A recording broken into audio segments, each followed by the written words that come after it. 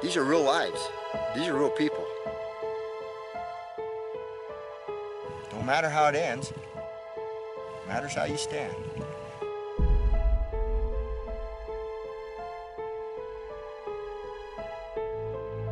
This is LaVoy Finicum. One Cowboy stands for freedom. See you later.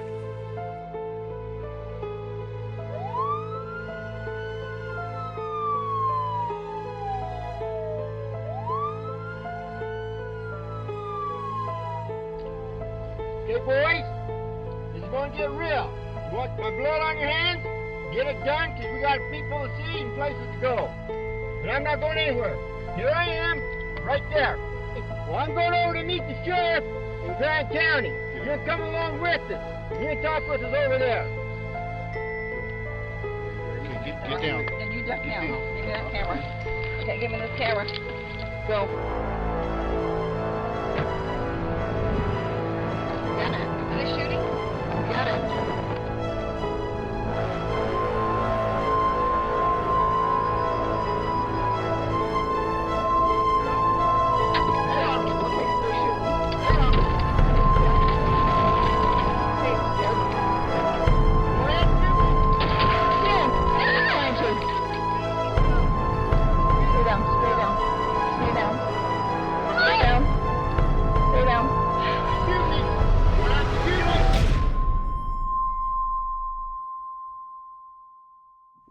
Hello everyone, this is LaVoy Finicum, One Cowboy Stand for Freedom.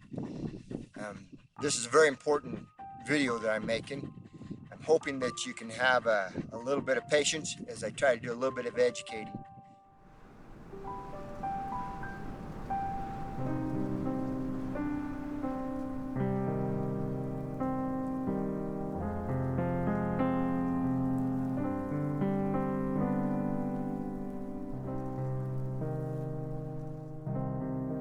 LaVoy Finicum, a 54-year-old Arizona rancher who lived his entire life without a single speeding ticket, misdemeanor, or felony, would get out of his truck on January 26, 2016, while being fired upon by federal and Oregon state law enforcement.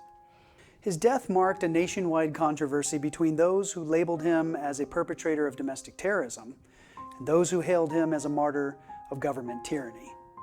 In this docu-series, we not only examine the events surrounding LaVoy's death, we review his life's journey from young man to father, husband, cowboy, and finally political activist staring down the barrel of the governing.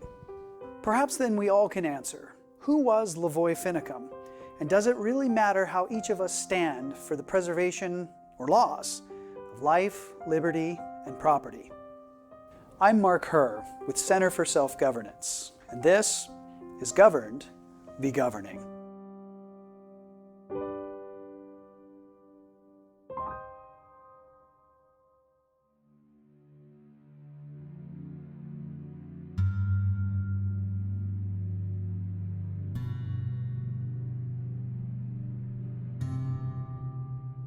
I often say that my role most of the time was the chuck wagon mom, and that I was married to Matt Dillon and I was his Miss Kitty. He was born in Kanab, Utah, born January 27th, 1961. Raised on the Arizona plains by a devout Mormon family, was brought up with a strong love of the cowboy culture, rural living, and the American dream. His only noticeable pet peeve as a young man was to see the mistreatment of others who could not defend themselves. The only time LaVoy would get into trouble in school would be when he stood up to a bully on behalf of a younger child. Jeanette would meet LaVoy at a church social in 1994. Though he would admit to her that he was lacking in rhythm, they danced the night away and within 2 weeks would be married. Between the two of them, LaVoy and Jeanette would have 12 children and would become foster parents, influencing the lives of dozens. One of the attributes that he had that I admired the most was his ability to father and how he loved being a father and how he loved his children. He loved being at home with his family every single night. I think that that is his greatest accomplishment in his life, is the ability that he had to love each and every single one of them to where they felt like they were the cat's meow in his eye. Each one of them feel equally is special. But he loved taking care of the teenage boys that we had in our home as well.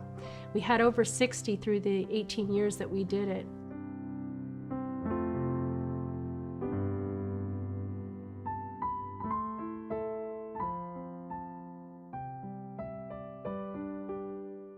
He loved ranching his whole entire life. He lived the part. He was in boot and hats. He carried his gun from an early age on his hip. I would say I've seen pictures with that gun on his hip from as early as 14. That very same gun that he wore up in Oregon. It was part of their culture. I would say he always had that dream of wanting to have his own ranch. I remember we would be in the city working and striving and trying to save to be able to do that very thing, to purchase our own ranch. There was an allotment that came available up in the area of cane beds where his grandparents homesteaded and where we wanted to live. And so we were so grateful when that allotment came available that we jumped at the chance at purchasing it.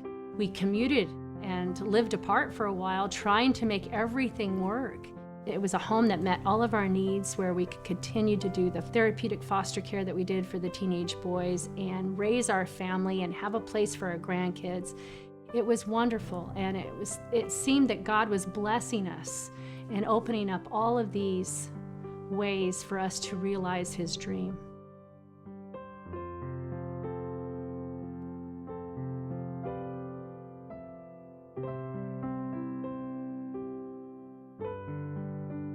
I'm Tian Finicum. I'm the youngest of 12, and my parents are Jeanette and LaVoy Finicum. Growing up on the ranch was hard work. We didn't get it until about 2008, 2009. So it was kind of like me and my dad were the ones that worked it the most, because most of the kids were already grown. You could do whatever you want. You could just talk, just ride. You could do horse walk races or racing and just working the cattle, spending the time with him. As he works to buy and develop his ranch for him and his family, LaVoy notices the political shifts and tensions felt throughout the United States. His concern begins to grow. He started to investigate a little bit more. He started to read more. He was constantly reading, trying to figure out where he stood. You could say it increased. His knowledge about it increased as the years went on and became more of his focus later on. But it was always mostly about principles of freedom and liberty and how that is being affected nowadays. So it started with the principles and merged into the government. LaVoy believes the greatest issue facing the American public is their lack of awareness of their disappearing freedoms. He senses the need to educate the public, and in 2013, he is inspired to write his first and only novel. The day of his birthday, January 27th, was the day he begun his book, and he was so excited about it. I remember he gathered us around. It was Danielle and Tian and myself, and he said, Danielle and Tian, if you guys take care of the ranch, if you hold the fort down with the ranch, and Mom, if you take care of the boys, I know I can write this book, and I know I can change hearts and minds through my writing of this book. Will you help me? And of course we were all team players, and we were so excited for him to make this journey with the book. And so we all went to work, and he finished his book on my birthday, June 20th, that same year. And it was such a present to me. And I can remember him propping me up in the bed and putting a pillow behind me and giving me the book that we had printed out from the computer. And he wanted me to be the first to read it. And so I was. And I remember sitting there, and an hour goes by, and he's peeking his head through the bedroom door going, where are you at? What do you think? What do you think? And I'm going, oh, it's great. It's wonderful, LaVoy. It's great. And he'd leave for a little while. And pretty soon he's back at the bedroom door like an expected mother or something, wanting to know where I am again in the book and what do I think. And finally I said to him after about 2 or 3 interruptions, I said, oh my goodness, LaVoy, you've got to leave me alone or I won't get this book read. And he just kind of laughed and we all giggled over it. And he got in the car and took the boys and they went out to the ranch itself and started working with the cows to leave me alone for the rest of the day so I could read the book. It was quite the thing. New to the publishing world, LaVoy is unsure how to bring his book to the public. We were invited to go to this symposium, and Shauna Cox actually called us. She's a friend of ours in our local area, and she called us and asked if we wanted to be there, and that this gentleman who was going to be talking about some different books he was bringing along was a publisher.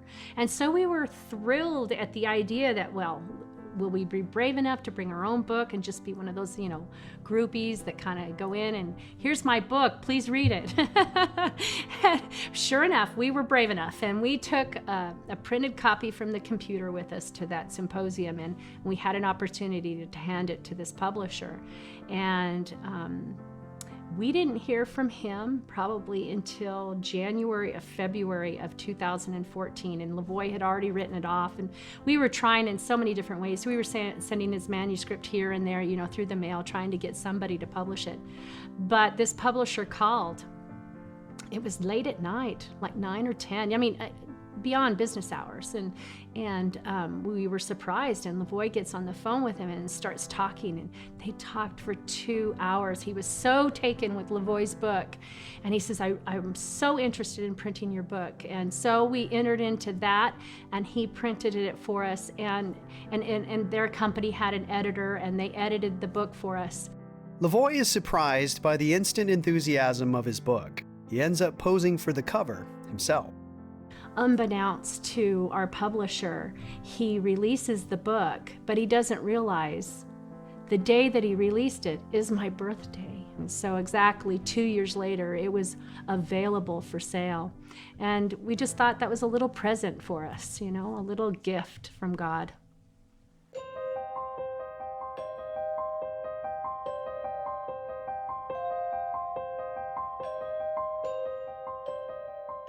LaVoy is faced with an immediate dilemma. A neighboring rancher is facing the very difficulties he describes in his book. His name? Cliven Bundy. For decades, Cliven faced growing fees and regulations for the use of Nevada public lands that the federal government was claiming ownership of. However, according to Cliven Bundy, federal public land ownership except for military use is forbidden in the United States Constitution. Cliven sees a major conflict of interest as ranchers around him are regulated out of business and the lands repurposed for federal use. He declares that he does not recognize BLM jurisdiction and will instead pay a production tax to Clark County, Nevada, in which the land in question resides and his grazing rights are registered. The BLM rejects his plan and confiscates his cattle. They have no jurisdiction authority to make this decision, but still, I'm going to honor that court order to a certain extent. But they also have a court order saying that I can't physically be involved in this impoundment, they're calling it. They're already stealing my cattle, and they're abusing my cattle, but I'm not being able to see. Remember that the whole area is locked away. I can't go check my cattle. I can't go make sure they got water or feed or anything. They've locked me away. Well, then they start abusing my friends and my family members. And what really starts to stir people up is when they set these First Amendment areas. In one of the worst political moves in U.S. history, the BLM sets up a First Amendment zone. Anyone wishing to protest in support of the Bundys. This has the opposite of the intended effect.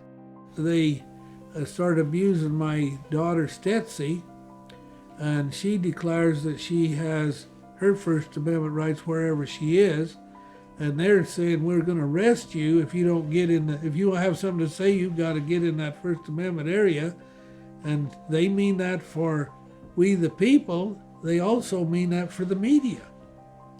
And so that's where it all starts. First Amendment supporters from all over the United States begin to rally at Cliven's ranch, and their cries for justice soon reach LaVoy's ears. He had gone up to Salt Lake to a work conference, and it was still very heavily weighing on him.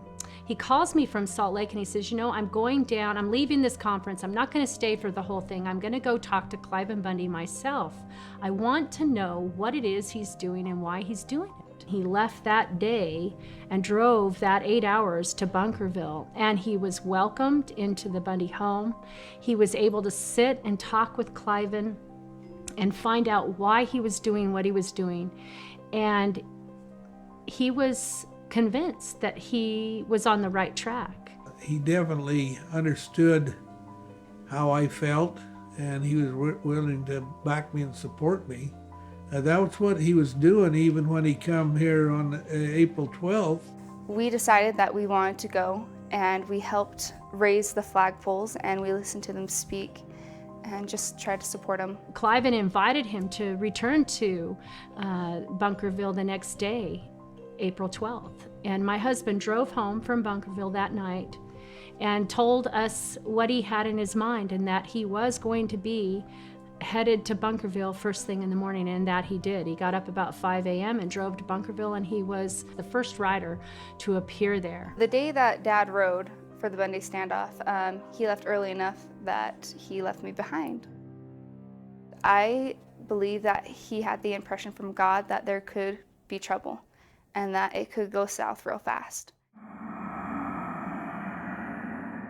As most people know, I was at the original confrontation with the BLM over there. I got on the computer and saw some ranchers being attacked by police goons with attack dogs and being tasered and everything like that. Concern has been building up in me about an out-of-control federal government.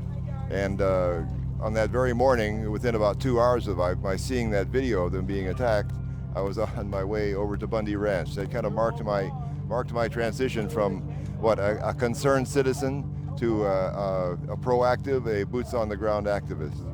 I found certainly that I was not alone, that there were a whole bunch of people like me that had the same ideas about the correct relationship between our federal government and the people. The sheriff there in Clark County, Nevada, came up on the stage and said that the BLM was going to stop rounding up the cows. The only problem with that was, as Cliven Bundy, the patriarch of the family, pointed out, BLM had in their possession about 400 of their cattle. And Cliven said, let's go get them.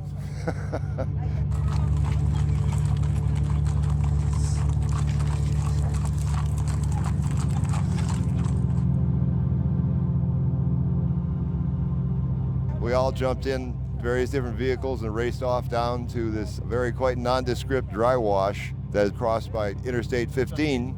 And sure enough, down there was a corral fence, and off beyond that, a great number of BLM vehicles and BLM personnel, all decked out in tactical gear and with guns and everything else like that. Our experience at home was one of high tension and agony, really. We didn't know what my husband was walking into. I couldn't leave because of the foster boys, and I had to be there. And I remember feeling really helpless and removed and worried to death that my husband wasn't going to come home, because the images coming to us on Facebook and on the internet were of these armed, tacked out officers, and hundreds of police cars on all level of governments were there and present, and they were facing off, for the most part, unarmed American citizens. And so the fear kept rising in our family and in our hearts and minds, and thinking, will he be able to come home? I remember my friend Colleen, she was there. She had accidentally made the wrong turn, and she turned into the FBI cordoned off area, and she was stuck there because they would not let her back out of that area. She had sent me a few conversations by text and talked to me by phone until they had killed all cell service. And then there was no communication coming out from the Bunkerville area except for InfoWars that was being hosted live. And that was the only thing that we saw that kept us up to date as much as it could keep us up to date. So the level of anxiety was so high. I remember sitting at my computer and being afraid to leave it, being afraid to miss something that might be happening to LaVoy.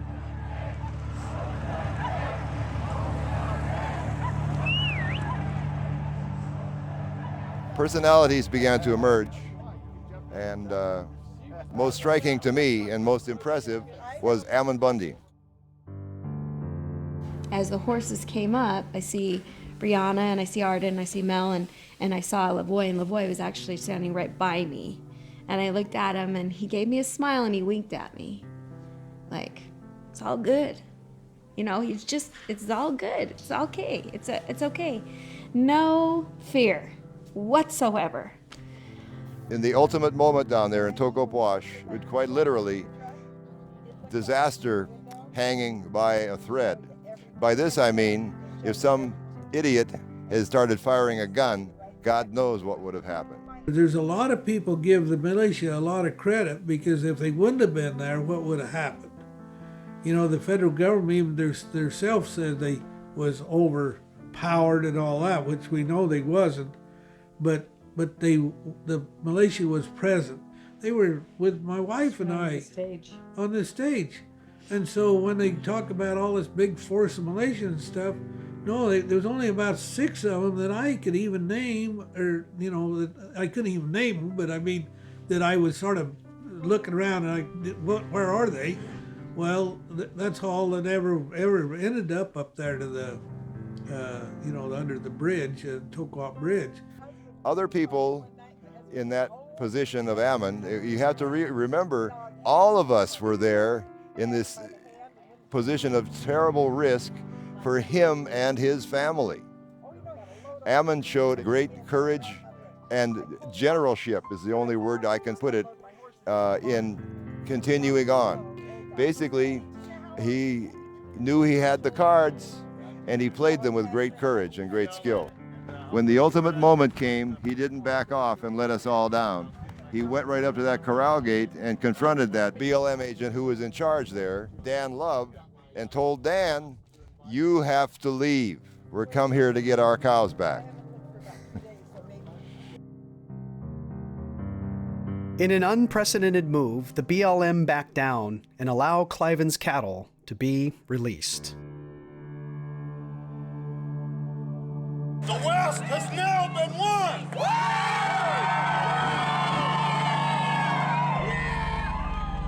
The question was, has the West been won? Or has the fight just begun? And in 2014, we finally said, okay, the West has been won. But we have to question whether that's true or not, because here we are still fighting. So obviously I was wrong. Obviously the West has not yet been won, and we're still fighting for it.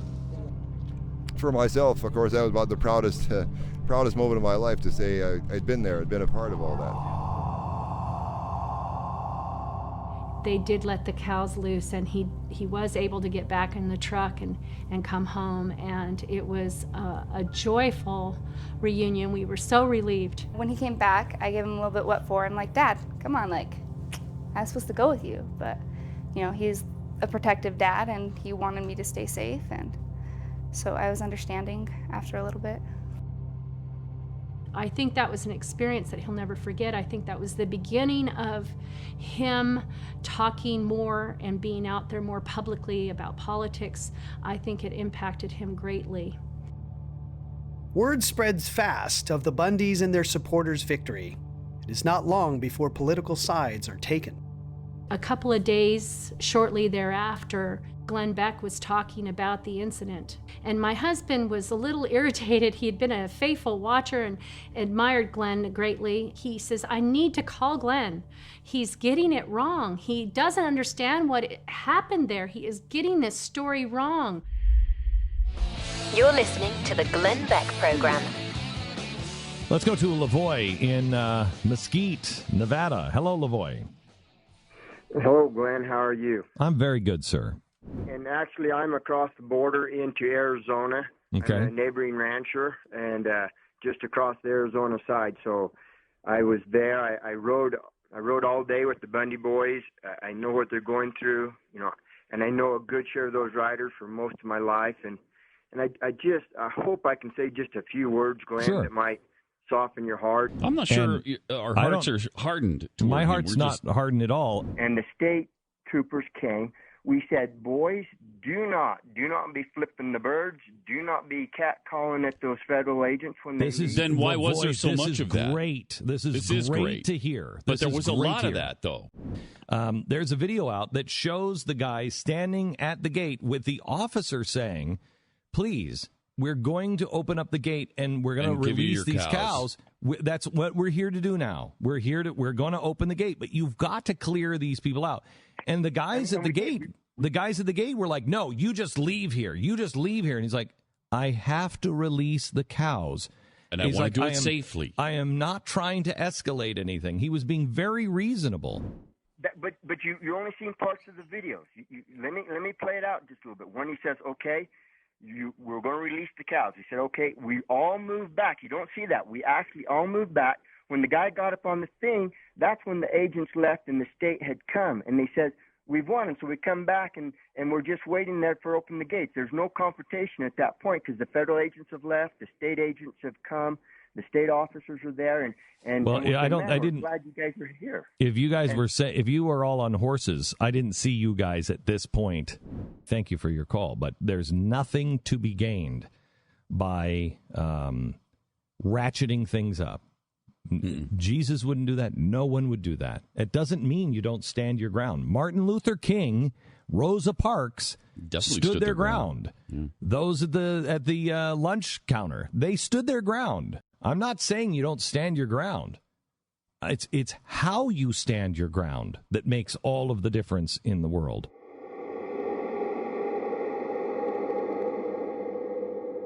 It didn't have much of an impact, and that saddened us greatly.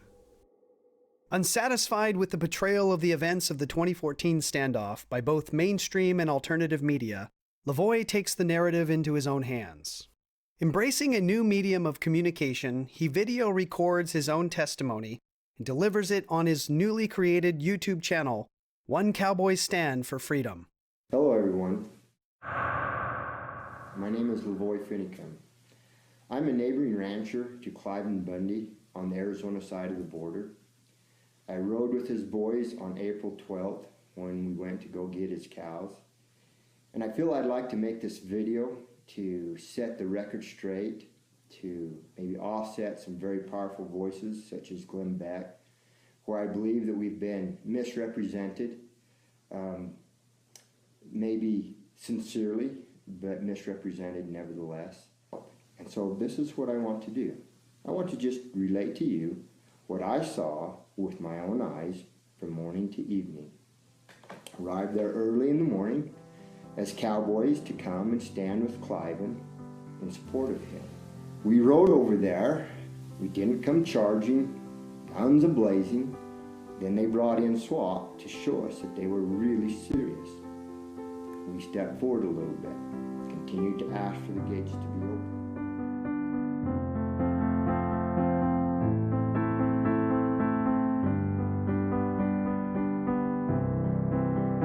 This is not represented. Beck, I hope you're hearing what I'm saying. We went up there and we opened the gates and let the cows go. I hope that these few simple words might somewhere be heard by somebody and the understanding might be increased. God bless this great nation that we live in. And this I say, giving thanks for all the blessings that God has showered upon this nation, upon me and upon my family. God bless America. Thank you. We, for the most part, just go right back to business as usual at our house, taking care of our children and our foster children, and moving on with our own ranching needs and concerns. And it stays pretty much that way for another 6 months, maybe even 8 months. It isn't until 2015 that my husband really starts to be a little bit more verbal and starts to talk more to large groups of people about what his feelings are.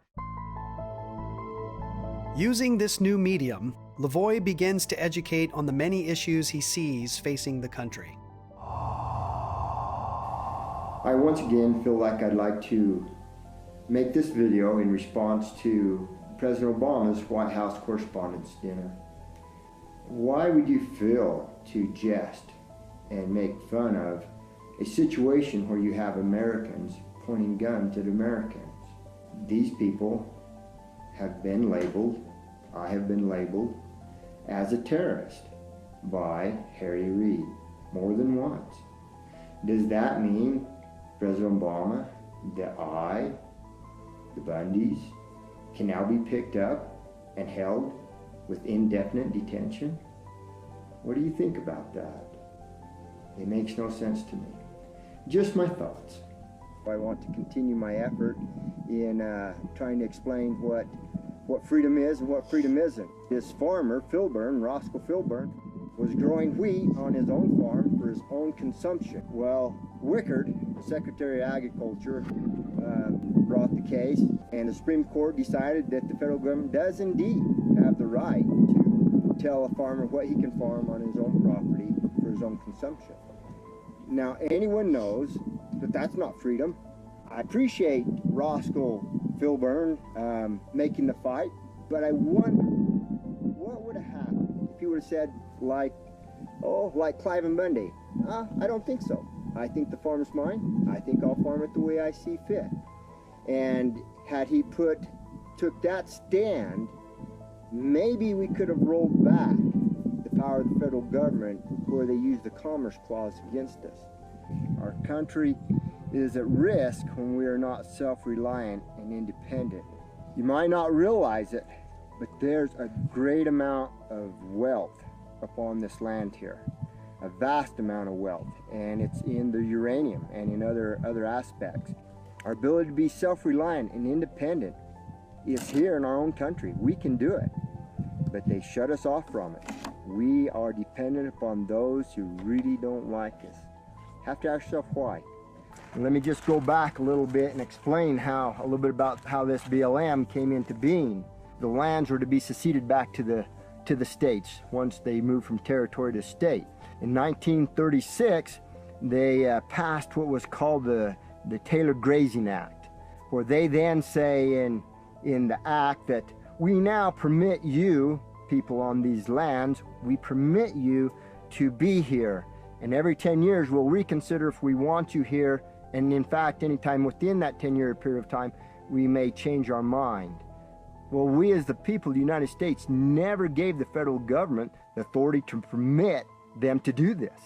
They didn't have the right to permit or to take away. Just because we function within this bureaucracy does not make it a legal entity. And you need to be clear on that line. Despite the education that LaVoy provides, he feels that he needs to do more. He confesses his inward struggle of what he should do next. Hello everyone, this is LaVoy Finicum with One Cowboy Stand for Freedom. It's September 2014. I'm out here on my ranch. It's great out here. The rains have come this summer. The grass is tall, it's still green. My cows are fat, my water tanks are full. Just feeling really grateful for all the blessings that I'm enjoying right now. Love being out here. Don't have a cell phone. It's peaceful. You know, I feel like when I'm out here that all's well, all's right, nothing's wrong, no worries. And I love this life out here.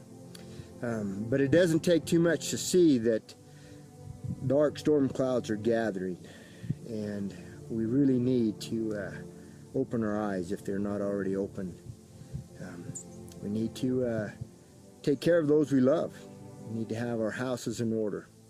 We need to have our relationships in order. We never know how many days we have on God's green earth here, and we need to make the best of each and every one of them. Where is the right and the wrong? Where is that line where it's wrong and where it's right in resisting this. And I come across some words by a man that I respect a lot by the name of Ezra Taft Benson. And he asked that question. He said, is it morally right to resist tyranny? And then he answers his own question by saying, I believe, or he said, with all the fervor of my soul, I believe that God intended man to be free. And then he went on to say that rebellion against tyranny is a righteous cause. Now, if your rights are being trampled on, if your property rights are being violated, I'll come and stand with you.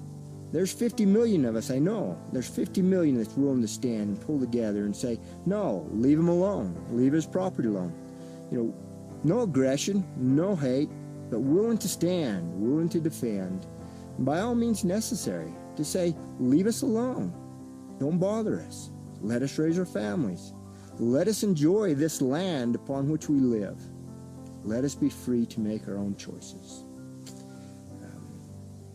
It's a great land. It's a great country. I'm going to live as a free man.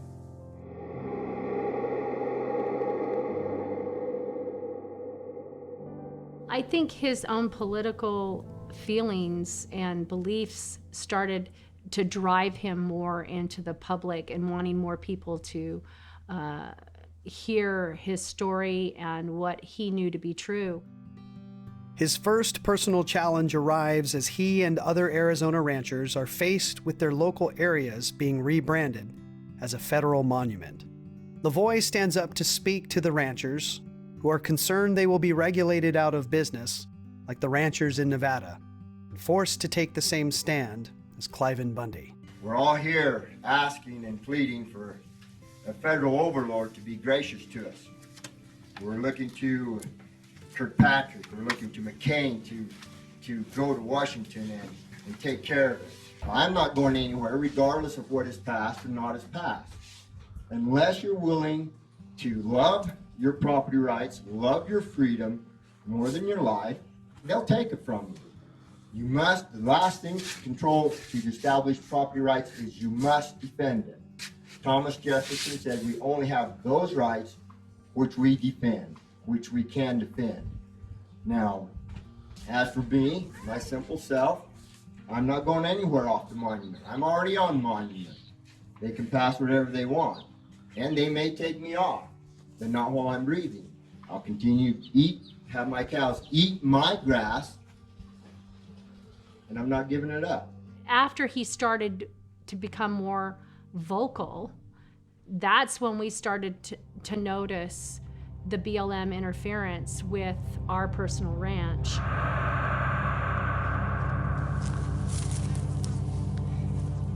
Hello everyone, this is LaVoy Finicum. It's been a while since I've made a video, but I think it's time I made another one. I'm here at my White Springs. This is my only live water on my ranch, and this is my storage tank here for it. I purchased this with a lot of blood, sweat, and tears. It's mine, I own it. It's private property. The tank holds 100,000 gallons of water. Now, that spring, that water in this tank, it's mine, I own it. And there's been a few fires here in the area. The BLM came in here, set up a tank, and they drained it. And without so much as a hidey-ho or to please or we're going to use it, they just set up and they took it. I don't care if they take half of it and take 50,000 gallons of it. They can't take 100,000 gallons of it. It's mine. It's for my cows. I need it. And they didn't pay for it. They didn't ask for it. They just took it. They stole it.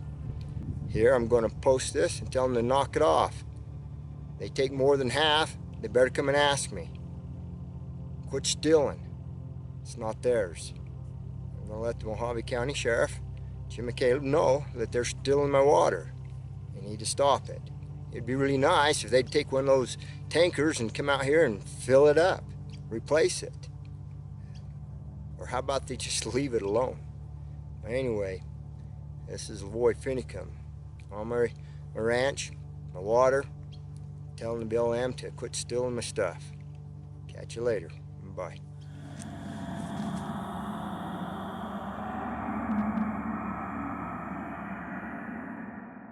The thing of it is that every year the federal government, the BLM, expands its landmass. They take the money of the public treasury and they go and they buy a rancher here. They buy this here. They force somebody out here. But they actually are taking private land and putting it into into BLM. And so that continues to expand every year. They already have 1/3 of the landmass, but they're not satisfied. Tyranny is never satisfied. And now you're going to see a progression. And I'm going to record this. And the reason I'm recording this is to try to help people understand the importance of the Constitution. You're going to get demonstrated to the public here the consolidation of all three powers of branches. This could end very poorly for Stanton Gleaves. It can end very poorly for Clive and Bundy. Could end very poorly for me. Everything I have is on the line with this. I've worked all my life to get this little ranch that has been my dream. I'm 50-something. I want to just raise my kids on a ranch like I had the chance as a kid, and now I got it. And now I stand to risk it all. Everything. My house is tied up in it. Everything I have is tied up into it. And so this is not a light thing that I'm doing, but I've counted the cost. And I'm willing to pay it.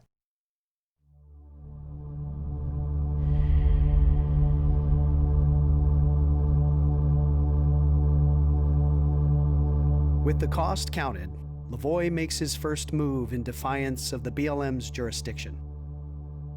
He sets his cattle to graze on one of his registered grazing pastures, 9 weeks ahead of schedule, breaking BLM regulation. Hello everyone, this is LaVoy Finicum, One Cowboy Stand for Freedom. This is a very important video that I'm making. I'm hoping that you can have a little bit of patience as I try to do a little bit of educating. I'm calling this part 1, LaVoy versus BLM.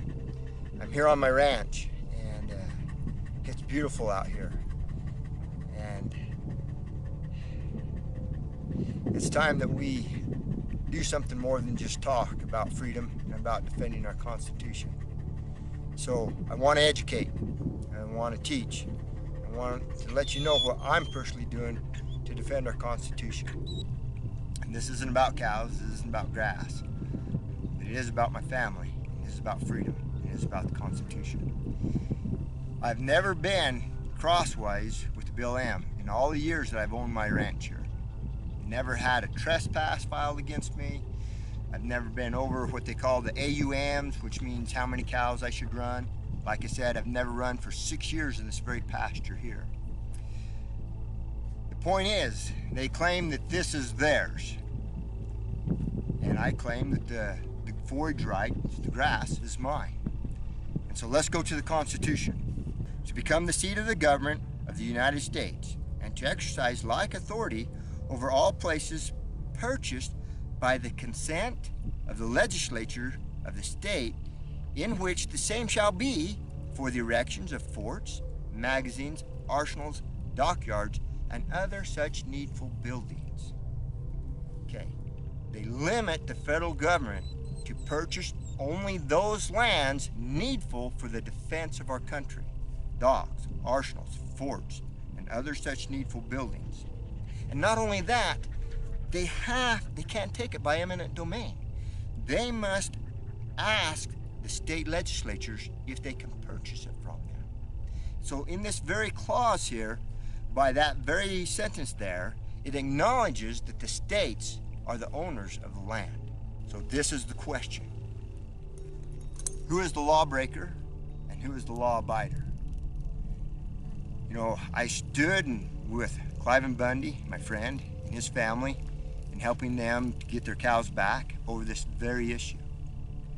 And you know, I've never been one to try to cause problems. I didn't get in trouble in school. I always raised my hand. I always stood in line. To this day, I do not have a speeding ticket. So it's not in my nature to go out and poke my finger in people's eyes. But there's a time when we need to come and stand up for the Constitution. So what I've done, I sent a letter to the BLM saying thank you so much for your help in managing my ranch, but I shall no longer need your help. I shall manage it myself. And so I will no longer pay them the mandatory fees nor sign the mandatory terms and conditions because they're illegal, illegitimate. It's not theirs. I didn't buy it from them. I bought it from the Ballards from the Heatons. Heatons established it.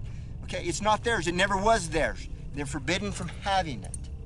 For 6 years, I've not been able to graze off this green pasture, 3,000, 4,000 acres. It might even be more than that. I don't even know. They say, well, you can't turn in here. We've got a regulation on a piece of paper. You, LaVoy Finicum, cannot turn in here on this grass. We don't care that you've not grazed this off in 6 years. But we have on this regulation on this piece of paper that you cannot turn in here until October 15th. Well, by October 15th, my water in this reservoir may be dry. It probably will be dry. Then how will I graze off all this grass that is mine, that I pay for, that I fight every year to make my mortgage payment on? And so I get a call last week. LaVoy, you going to turn in there? I saw some cows there. I'm turning in about 8-9 weeks early. I said, well, we're going to have to trespass you. We're going to have to start documenting. I got to make this. I got to account to my supervisors. Well, I understand that. Go ahead and do what you want. This isn't anything personal against you. It's just not yours. It's mine. So here I am. I'm beginning to document me as this individual standing for the Constitution. We'll see what the next step is. Maybe they'll just leave me alone. I hope they do, because it's not theirs. The BLM do not stay silent for long. He is soon informed that his water rights are restricted during the hottest time of the year. His cows may not have enough water. It says, as discussed, the tuck-up little two-weep holds half interest in White Springs. Now that's correct. Water during the permitted season of use from October 16th to May 15th, 7 months. After this time, the entire flow will be allocated to the two-weep allotment, which is theirs. Let me explain that. Environmental group came in here by the name of Grand Canyon Trust, purchased up that ranch, then gave it to the BLM. The BLM now has, they claim not only that, they claim the grazing rights and everything with it, plus the water. So now I have a deed for half that water. They're now sending me a letter saying, no, you don't have half the water. You only have a quarter of the water, a little more than a quarter of water.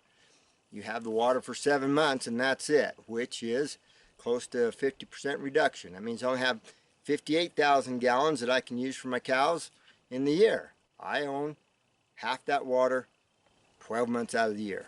But they send a letter here and let me know that now that they are taking almost another 25% of it.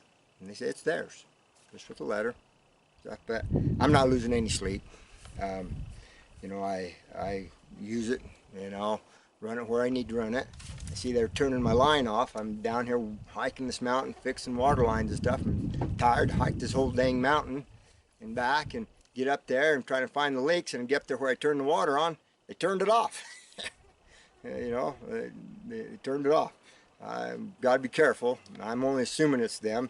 They run a particular tread on their trucks, which are pretty notable, and they know where the valves are. And so I'm assuming that tread is like the treads they run, and they went over to the valve and they turned it off. Well, we could have a little problem there.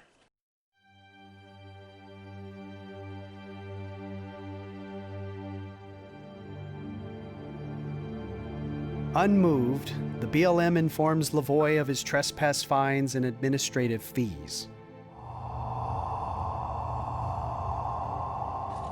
Hello everyone, this is LaVoy Finicum, One Cowboy Stand for Freedom.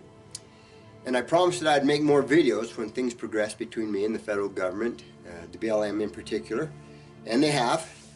And before I get into particulars, I want to say a few things. It's kind of easy for people to see what I'm standing against, but maybe not quite so easy to see what I'm standing for.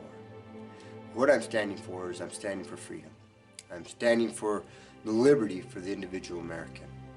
I want my children to grow up in a free country. I, as an individual, can uphold the Constitution. And so I'm acknowledging Kingman, our county seat, Mojave County, as the closest government to we the people. And so I'm going to pay a production tax off my cattle to Mojave County. I will no longer pay my mandatory grazing fees to the BLM. So what happens? Well, I'll show you what happens. Here's a certified letter from the BLM. And let me go through it. It's important that I go through it with you.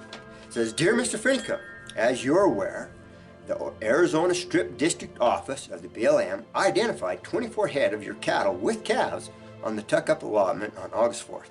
Tuck-up allotment. That's my ranch. Okay. I call it allotment. We allot it to you. Okay. On August 7th, we contacted you by phone and requested that you remove these unauthorized livestock within 7 days. On August 17th and on August 21st, we counted a total of 38 head of your unauthorized livestock on the allotment. Based on these findings, we have enclosed a trespass notice identifying the laws and regulations which you are violating. Here is a non-willful trespass fee of $92 and change, and a willful trespass fee of $180, and administrative cost of $1,185 and change. That's pretty typical of government, isn't it? And so the total amount that I owe them now for fees and fines for 10 days is $1,458 and change. Okay. Now, continue on here. These charges and damages will continue to accrue until your livestock are removed from the allotment. You are allowed 5 days from the receipt of this notice to appear at the BLM office at 345 Riverside Drive in St. George to effect a settlement for your trespass damages. Get your butt down here in 5 days, pay these fees, and ask for forgiveness, and we can probably work this out. You know that's not going to be happening, don't you? Here he goes. He sent a copy of this letter to my lending institution. Okay, so he's going to put some pressure on. Boy, get back in line. Okay, well, so here's my response. This is my letter to inform you that the BLM stole approximately 45,000 gallons of my water out of my Coyote Springs holding tank this summer. I understand it was used to fight some wildland fires, but you neither asked nor paid me for my water. You could have used the helicopters to draw water out of the Colorado River and had plenty of water without taking mine. Coyote Springs is my only live water on my ranch, and I have deed to 50% of that spring. That is 50% for 12 months out of the year. You, the BLM, claim you own the other 50% of the spring to be used on your ranch, the BLM's ranch, which borders mine. I hereby give you notice that you have 7 days from the receipt of this letter to return to my Coyote Springs tank 45,000 gallons of water. At the end of 7 days, if you have not restored my water, I will turn all 100% of the water onto my ranch until I've recovered the stolen amount. In addition, I give you notice to leave my water alone in the future, to leave my cattle alone, to leave my grazing rights alone. I am sending a copy of this notice to the Mojave County Sheriff and to the American people. So now you can see the pressure that's starting to come. And you know I'm not going to bow. You know I'm not going to bend down. This is Arizona public land, and I uphold the rule of law. I uphold the Constitution. I believe in government. I do. This isn't about me trying to be an anarchist. It's me holding up the Constitution and the rule of law. They can't let this go. What happens if other ranchers start standing up? They got to put this down. And the rumor is that instead of the head of BLM, old Dan P. Love, trying to run it this time, that the FBI is going to run the next operations against us. I truly believe that we'll come out on top. I believe God's on the side of freedom. And I want to say that. And thanks again for all your support. Catch you later. Keep you updated. Thank you. The tensions begin to rise as LaVoy faces not only litigation, but now sabotage. I'm here on my ranch. I got a little tip that government might be messing with my waters. I've come out here and checked. This tank here has been sabotaged. I can't get the water to flow from my holding tank down to my drinkers. Never had problems all the years I've ran here. My holding tank up here for my cows also sabotaged. Can't get the water out of the holding tanks into my drinkers. When you start messing with water, it keeps your cows alive. That's not okay. Any information anybody has, please let me know. This is the second day I've been out here trying to get my waters running on my tanks. This here is my second tank I was telling you about in my first video. As you can see, I'm full to the brim. It's a large tank, goes down subterranean ways, and this is my most crucial tank here. My best guess is that they've dumped in some bentonite or dry concrete and it's flowed down in and it's plugged my lines. But you can see that's my water line coming in. I've cut it to see why I'm not flowing. There's no flow of water from there up to my tank. They put something in. Let's plug that up. Flowed in my line and plugged my line. I'm reminding you that I was tipped off a very good source. This is government did this. And so, not very happy. LaVoy's silent skirmish with the BLM continues as he restores his water from the shared water supply. I think it's important that I kind of clarify some things. People may think that I'm anti-government or I'm anarchist, and I'm certainly not. I believe in government. I believe in the federal government. We need the federal government. How else are we going to protect our country and protect our borders, keep commerce regular amongst the states? That's what the federal government's for. Unfortunately, they seem to be doing a poor job about our country and our borders. But I do believe in government. I believe in the proper relationship between the states and the federal government and the counties. And I'm upholding the 10th Amendment. Well, anyway, let me get down to where we're at. There are 7 days to return my 45,000 gallons of water has come and passed, and plus plenty more. And they haven't done that, nor contacted me to make arrangements to restore the water they've taken. And so, as I've stated in the letter I sent to them, that I'll be needing to take all 500 gallons a day out of this tank until I get my water restored to me. It's going to take at least 180 days. It's going to flow down to my pasture down here, and my reservoir is almost out of water. So now I'm going to turn all 100% of the water down line here. I want to show you how it's done so you can kind of understand it. And so here we go.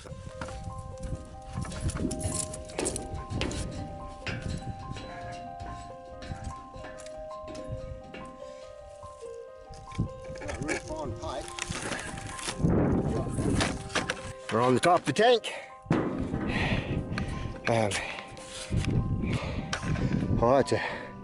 It's a great view out here. Whew. This is the lid. And big old hole down there. Not sure what you can see with all this bright sun and stuff, but it goes way down there. They have my straw pulled out of the water.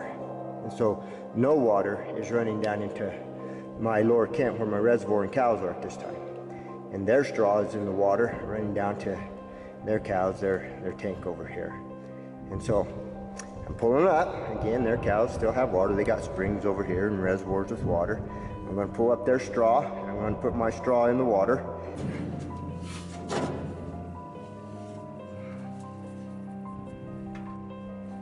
There we go.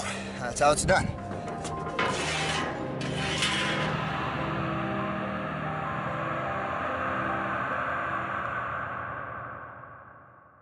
And he went about trying to foster the relationship within the county authorities. He wanted to try to set up that avenue to make his payments to the government closest to us in our own community and not the federal government. I had an appointment with our county sheriff, Jim McCabe. Good visit with him. I learned a lot, and I like what I heard. And so I'll tell you what the conversation was about. He's already been approached by the feds, by the FBI, and the head of the BLM law enforcement. He says that he is interested that there is no physical confrontation, and that he doesn't want the feds pointing guns at me and me not to point guns at them. And that's a dang good idea. In fact, it'd be a very stupid thing for me to point guns at anybody. I've never pointed guns at anybody. I don't intend to.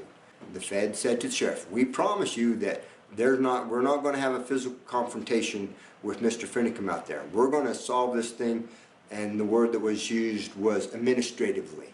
Well, that's good, I guess, that they're not going to make a physical confrontation, but let me ask you a couple questions.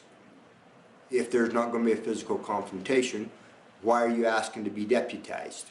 And if you're not looking at doing anything physical, why are you scoping out the lay of the land? And what are you going to do if I don't leave? Sounds like all those things tend to look like something is going to happen physically. Now, so here's another line that I need to draw in the sand. It's very important that I'm very clear and upfront with everybody. And please, America, pay attention to this. This is not a small thing. I will not step into a federal court. Now, why? I have been listed as a domestic terrorist with all those of us that stood with Clive and Bundy down there. That is no small thing. More than once at the highest levels of the federal government, we have been classified as domestic terrorists. Under the NDAA Act, the National Defense Authorization Act, a domestic terrorist can be detained indefinitely without trial. So there is no way I am going to take your word that I'll get a fair shake in a federal court. So it's just not going to happen. So whatever your next plan is administratively, know this. I'm not going into a federal court. I will not take your word. You're deceptive. No matter how long or short my days may be, I am going to live as a free man. I am not going to bow down before you. I am not going to take my cows off of there. How about this? How about you go home? How about you leave us alone? How about you leave Mojave County to manage Mojave County? You, federal government, have woven yourself into every nook and cranny and aspect of our lives in America. And everyone, how about we just stand up for freedom?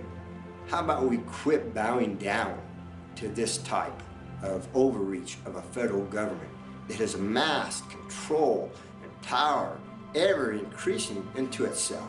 How about we stand up and tell them, go back, return to the confines of the Constitution. Well, this is just LaVoy, one cowboy stand for freedom. And I'm tired, I'm going to go to bed, and hope you have a good evening. Thanks. LaVoy is invited to a meeting with Arizona state representatives, the county grazing board, and a district manager.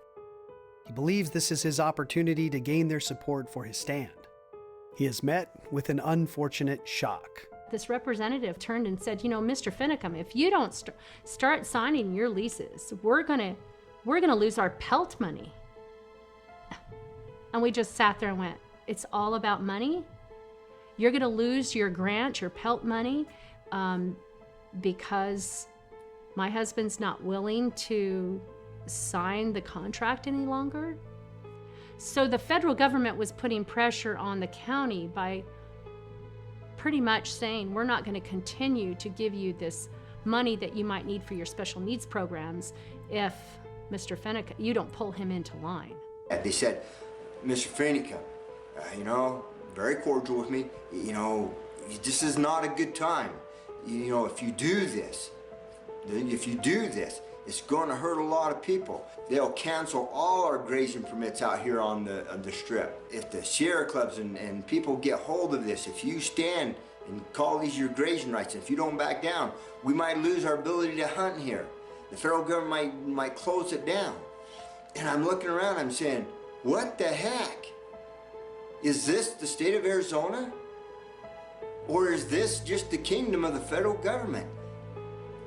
And I'm hearing them being afraid of the federal government, what they're going to do. They're going to pull everybody's grazing rights.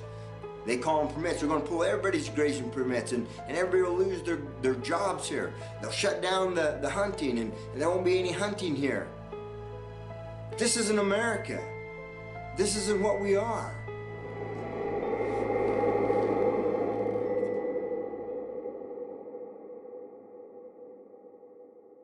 I'm not backing down. I'm going to live as a free man. I'm standing for freedom. I'm not saying you don't stand your ground. It's how you stand your ground that makes all of the difference in your life.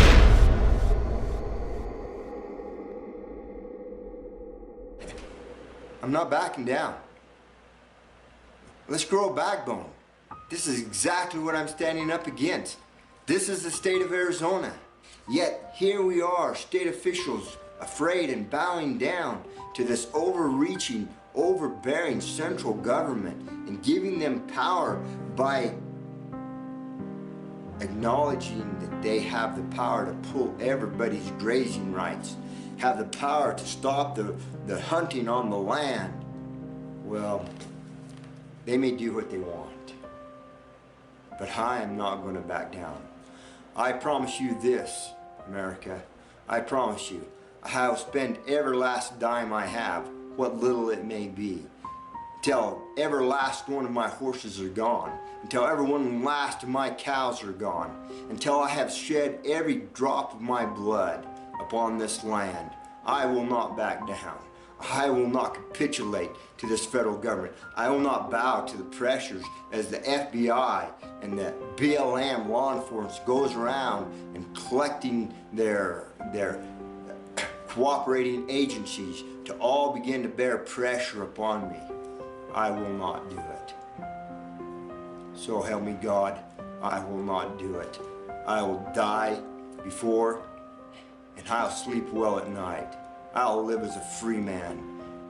My life may be long or it may be short, but I will spend it on freedom. And maybe we'll get a chance to look each other in the eye.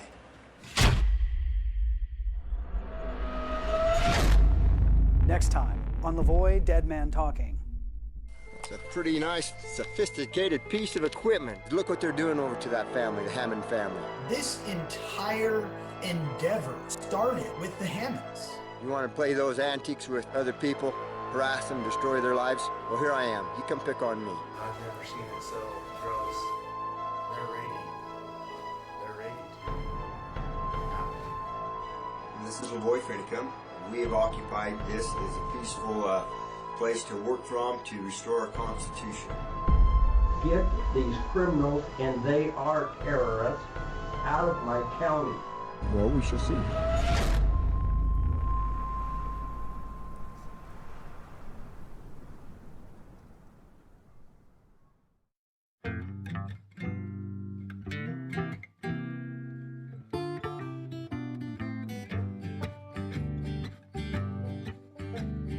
Don't try to tell me lies.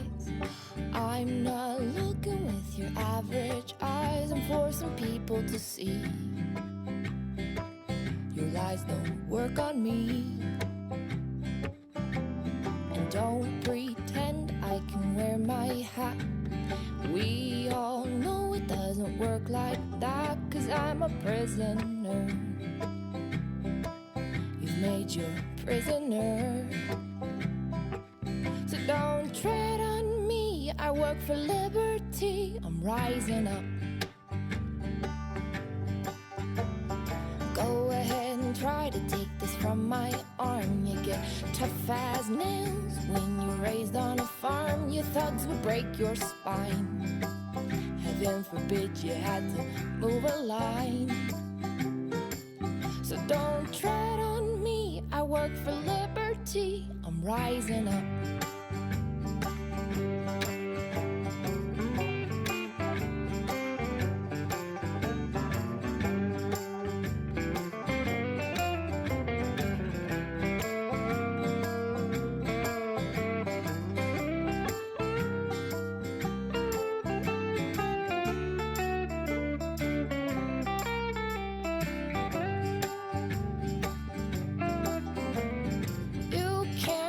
break us with your fear, because we all know that God is near. We won't toe that line you folks seem to cross all the time. So don't tread on me, I work for liberty, I'm rising up. We'll leave it in his hands, it matters how we stand, we'll rise above.